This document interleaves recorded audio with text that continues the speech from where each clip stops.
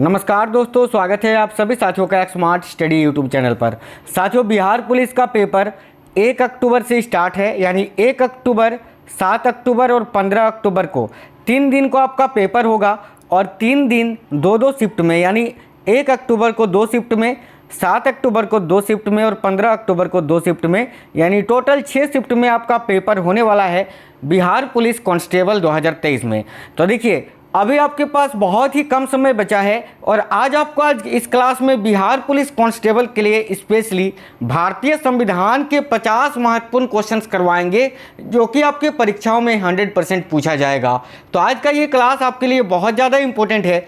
शुरू से अंत तक आपको सारे क्वेश्चन बहुत ही मज़ेदार और बहुत ही इंपॉर्टेंट मिलेंगे। तो चलिए बिना देरी किए क्लास को शुरू करते हैं, देखते हैं क्वेश्चंस।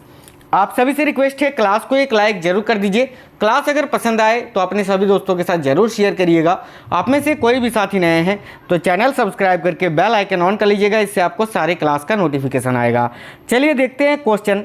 और आज के क्लास का पहला क्वेश्चन है, 73वें संविधान संशोधन के अनुसार पंचायती राज संस्था का कार्यकाल कितने वर्ष रखा गया है? वेरी वेरी इंपॉर्टेंट क्वेश्चन है। तो साथियों ध्यान से देखिएगा, 73वें संविधान संशोधन के अनुसार पंचायती राज संस्था का कार्यकाल ये 5 वर्ष रखा गया है। तो राइट आंसर होगा ऑप्शन नंबर ए, 5 वर्ष। देखिए, पंचायती राज व्यवस्था जो होती है, पंचायती राज आपके घर में, आपके गांव में, माफ करना, आपके पंचायत में जो पंचायत चुनाव होता है वो कितने साल तक उसका अवधि होता है? तो 5 साल का सिंपल सा क्वेश्चन है, ऑप्शन नंबर ए करेक्ट होगा। भारतीय संविधान का अनुच्छेद 51 का ए नागरिकों के मौलिक कर्तव्य से संबंधित है। किस संविधान संशोधन से इसे लाया गया? अब देखिए, भारतीय संविधान का जो अनुच्छेद 51 का ए है ये किससे संबंधित है? तो साथियों, ये फंडामेंटल ड्यूटीज यानी मौलिक कर्तव्य से संबंधित है। और ये किस संविधान संशोधन से लाया गया था? तो राइट आंसर होगा 42वां संविधान संशोधन अधिनियम, ऑप्शन नंबर सी करेक्ट होगा। याद रखिएगा, 42वें संविधान संशोधन अधिनियम 1976 के द्वारा।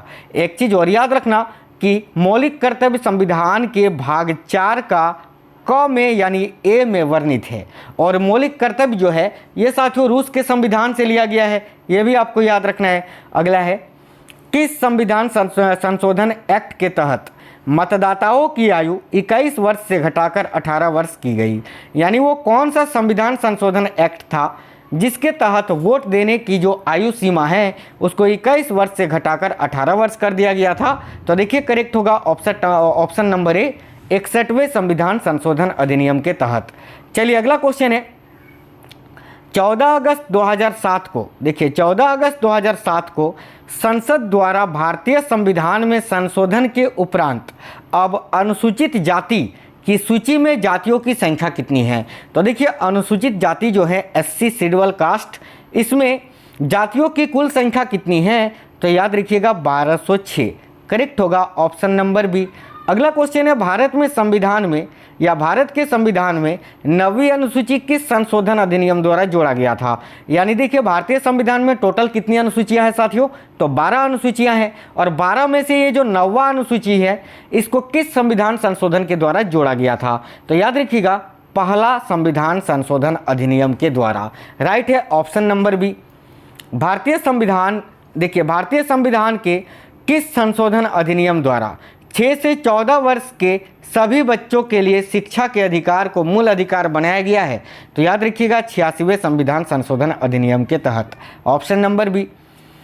यदि भारत के राष्ट्रपति त्यागपत्र देना चाहे तो उन्हें यह त्यागपत्र किसको संबोधित करना होगा?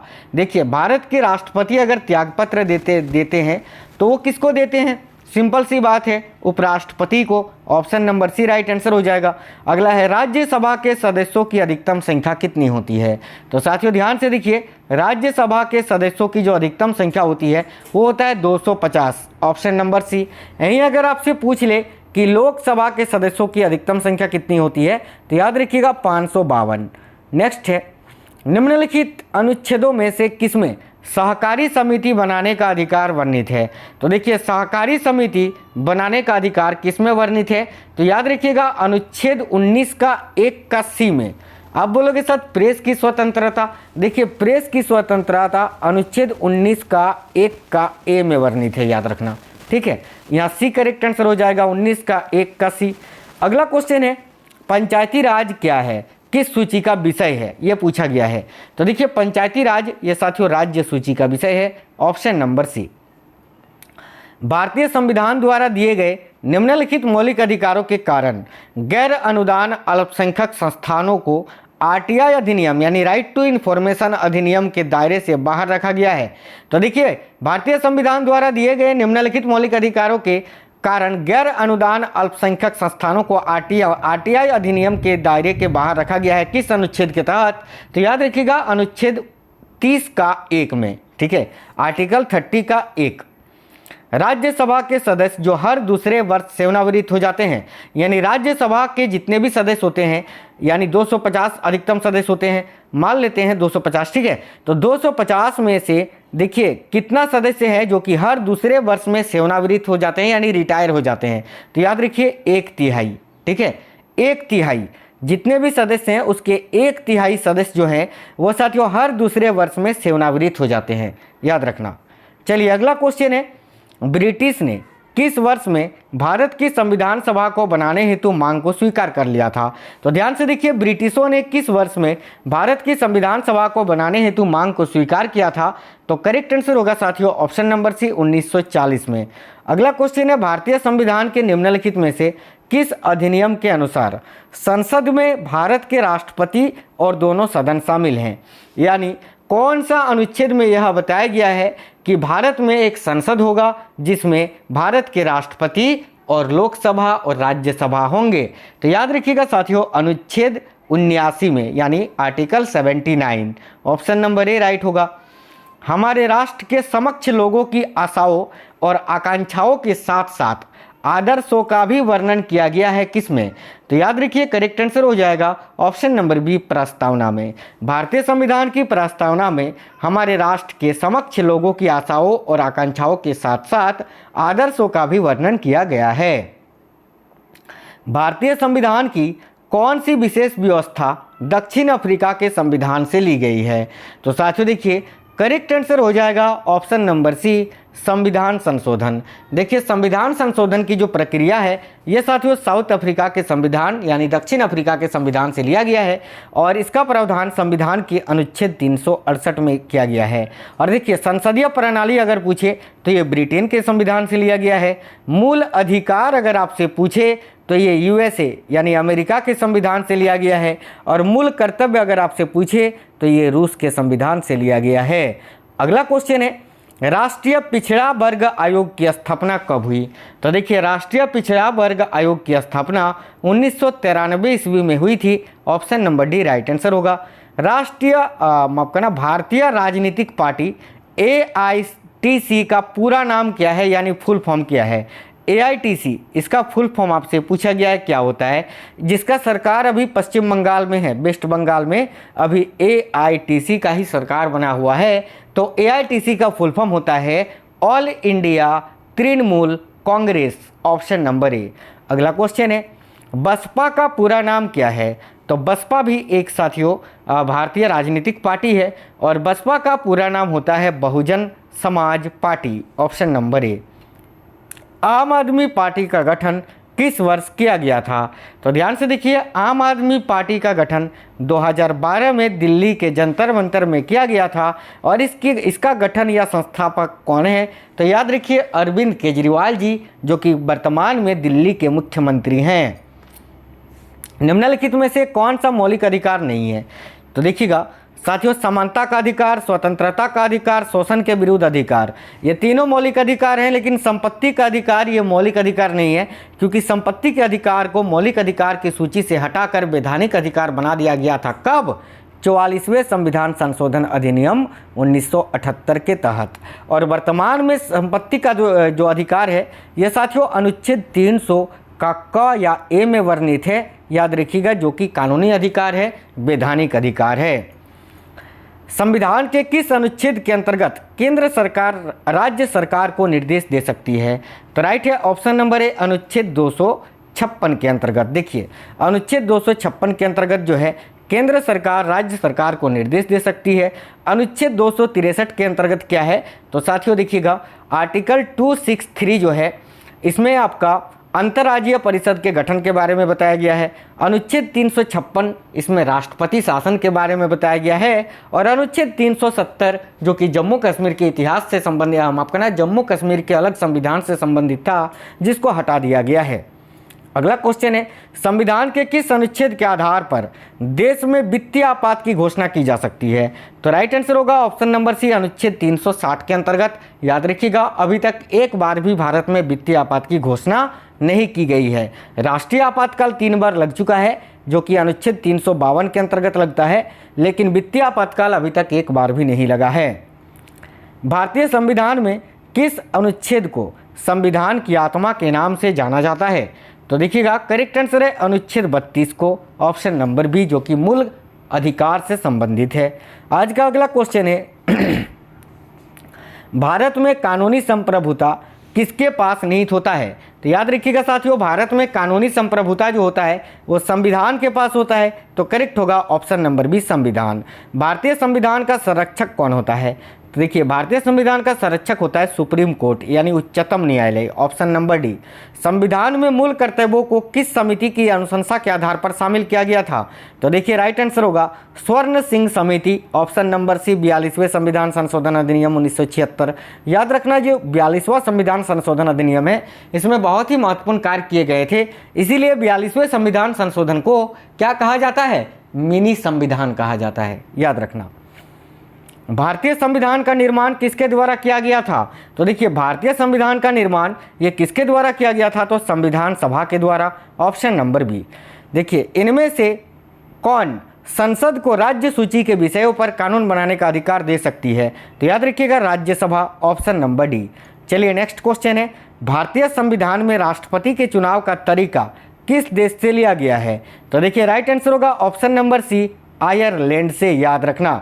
ठीक है, आज का अगला क्वेश्चन है, बिहार पुनर्गठन अधिनियम 2000 के अनुसार निम्नलिखित में से किसे सम्मिलित किया गया था? तो याद रखिएगा, करेक्ट आंसर हो जाएगा ऑप्शन नंबर बी, झारखंड को। भारतीय संविधान का कौन सा भाग नागरिकता से संबंधित है? तो देखिए, नागरिकता से संबंधित कौन सा भाग है? तो भाग 2, राइट होगा ऑप्शन नंबर ए। और अनुच्छेद अगर पूछे तो अनुच्छेद 5 से 11 जो कि नागरिकता से संबंधित है, याद रखना। आज का अगला क्वेश्चन है, भारतीय संविधान के अनुच्छेद 12 से 35 मुख्यतः मौलिक अधिकारों यानी फंडामेंटल राइट्स से संबंधित है, जो कि भारतीय संविधान के किस भाग में दिए हुए हैं? तो याद रखिएगा, भाग 3 में, ऑप्शन नंबर सी। भारतीय संविधान के अनुच्छेद 36 से 51 मुख्यतः राज्य के नीति निर्देशक तत्व से संबंधित है, जो कि भारतीय संविधान में दिए हुए हैं किस भाग में? तो याद रखना, भाग 4 में, भाग 4 में, option number C right answer हो जाएगा। अगला क्वेश्चन है, राज्य के दायित्व के रूप में पंचायतों का गठन का विचार भारतीय संविधान के किस भाग में उल्लेखित है? तो साथियों याद रखना, भाग, देखिएगा, भाग, option number D correct answer हो जाएगा ना। एक सेकंड साथियों, देखिए, राज्य के दायित्व के रूप में पंचायतों के गठन का विचार भारतीय संविधान के किस भाग में उल्लेखित है? तो याद रखिएगा, भाग 4 में, ऑप्शन नंबर डी। यहाँ पर ध्यान से देखिएगा, आप बोलोगे सर भाग 9 में है, नहीं, भाग 9 जो है ना साथियों, भाग 9 में पंचायती राज के बारे में बताया गया है। ठीक है, पंचायती राज के बारे में। और देखिए, यहाँ क्वेश्चन में बोला गया है कि पंचायतों के गठन का विचार भारतीय संविधान में के किस भाग में उल्लेखित है? तो भाग 4 में। और पंचायती राज का गठन, याद रखिएगा, पंचायती राज से संबंधित भाग जो है वो भाग 9 है। यहाँ पर दोनों चीज़ें याद रखना है, दोनों में कन्फ्यूजन होता है। चलिए अगला क्वेश्चन है, भारतीय संविधान के किस भाग में केंद्र सरकार का उल्लेख किया गया है? तो देखिए, करेक्ट आंसर है भाग 5 में, ऑप्शन नंबर बी। प्रारूप समिति यानी ड्राफ्टिंग कमेटी के अध्यक्ष कौन थे? तो भारतीय संविधान के प्रारूप समिति के अध्यक्ष कौन थे? Bhimrao Ambedkar, Baba Saheb Ambedkar, option number D correct होगा। भारतीय नागरिकों को प्राप्त मूल अधिकारों की संख्या कितनी है? तो कितने मूल अधिकार प्रदान है भारतीय नागरिकों को? तो पहले 7 थे, लेकिन अभी जो है 6 हैं। तो ऑप्शन नंबर बी करेक्ट होगा, 6। डॉक्टर राजेंद्र प्रसाद को स्थायी अध्यक्ष कब चुना गया था?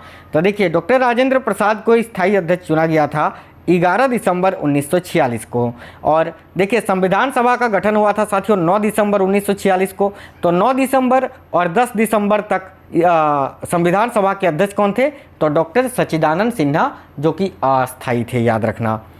चलिए, संविधान सभा का उपाध्यक्ष के रूप में किसे चुना गया था? वेरी वेरी इंपॉर्टेंट क्वेश्चन है। तो संविधान सभा का प्रथम उपाध्यक्ष कौन थे? तो याद रखिए Harendra Kumar Mukherjee, option number C. संविधान दिवस भारत में हर वर्ष कब मनाया जाता है? तो देखिए करेक्ट होगा 26 नवंबर को, क्योंकि 26 नवंबर 1949 को ही संविधान सभा के द्वारा संविधान को अपनाया गया था। अगला क्वेश्चन है, भारत में कौन से सत्र के बीच पहला आम चुनाव हुआ था? तो देखिए करेक्ट है 25 अक्टूबर 1951 से 21 फरवरी 1952 में। इसीलिए हम बोलते हैं कि प्रथम आम चुनाव 1951-52 में हुआ था। संसद द्वारा देश में सूचना पाने का अधिकार यानी राइट टू इन्फॉर्मेशन संबंधी विधेयक कब पारित किया गया था? तो करेक्ट होगा जून 2005 में, ऑप्शन नंबर सी। सरकारिया आयोग का संबंध किससे है? तो साथियों देखिएगा सरकारिया आयोग का संबंध किससे है? तो केंद्र राज्य संबंधों से, ऑप्शन नंबर ए। पहले वित्त आयोग का गठन 1951 में किया गया, इसके अध्यक्ष कौन थे? तो याद रखिए केसी नियोगी, ऑप्शन नंबर ए। वित्त आयोग का गठन संविधान के अनुच्छेद 280 के अंतर्गत होता है, याद रखिएगा। भारत में सर्वप्रथम 2 अक्टूबर 1959 को पंचायती राज व्यवस्था का शुभारंभ किया गया। यह कहाँ से शुरू हुआ था? तो सिंपल सा क्वेश्चन है, याद रखिए option number A, Nagaur Rajasthan से। किस केंद्र शासित प्रदेश का अपना उच्च न्यायालय है? तो देखिएगा बहुत ही इंपॉर्टेंट क्वेश्चन है। तो इनमें से कौन सा वो केंद्र शासित प्रदेश है जिसका अपना उच्च न्यायालय है? लक्षद्वीप का भी नहीं है, दमन दीव का भी नहीं है, पांडिचेरी का भी नहीं है। Option number D right answer होगा, कोई नहीं। एकमात्र केंद्र शासित प्रदेश जिसका अपना उच्च न्यायालय है वह साथियों दिल्ली, याद रखना दिल्ली का। नेक्स्ट है, किस उच्च न्यायालय में सर्वाधिक संख्या में न्यायाधीश कार्यरत हैं? तो राइट आंसर होगा ऑप्शन नंबर बी, इलाहाबाद उच्च न्यायालय में। इलाहाबाद उच्च न्यायालय जो कि भारत का सबसे बड़ा उच्च न्यायालय है, और गुवाहाटी उच्च न्यायालय का क्षेत्राधिकार सबसे अधिक है, ये याद रखना। किस राज्य में विधानसभा सदस्यों की संख्या सर्वाधिक है? तो देखिए राइट है option number B, Uttar Pradesh में। संविधान के अनुसार विधानसभा के सदस्यों की संख्या अधिकतम क्या होती है? तो संविधान के अनुसार विधानसभा के सदस्यों की संख्या अधिकतम 500 होती है, याद रखना ऑप्शन नंबर ए। तो साथियों बहुत ही इंपॉर्टेंट ये क्वेश्चंस थे आपके एग्जाम बिहार पुलिस के लिए। अब जिनका भी पेपर जो है 1 अक्टूबर, 7 अक्टूबर, 15 अक्टूबर को है, ऑल द बेस्ट साथियों आप सभी को। आई होप आप लोगों को क्लास अच्छा लगा होगा और ज़रूरी जानकारी आपको मिली होगी क्लास से। तो सभी साथी क्लास को एक लाइक और अपने सभी दोस्तों के साथ जरूर शेयर करिएगा। आप में से नए साथी कोई भी है तो देखिए वीडियो के नीचे लाल रंग में सब्सक्राइब बटन होगा, उसको क्लिक करके बगल में नोटिफिकेशन आइकन पे क्लिक करके ऑल पे क्लिक कर लेना, इससे सारी क्लासेस का नोटिफिकेशन आएगा। चलिए फिर मिलते हैं नेक्स्ट क्लास में, तब तक के लिए जय हिंद, वंदे मातरम।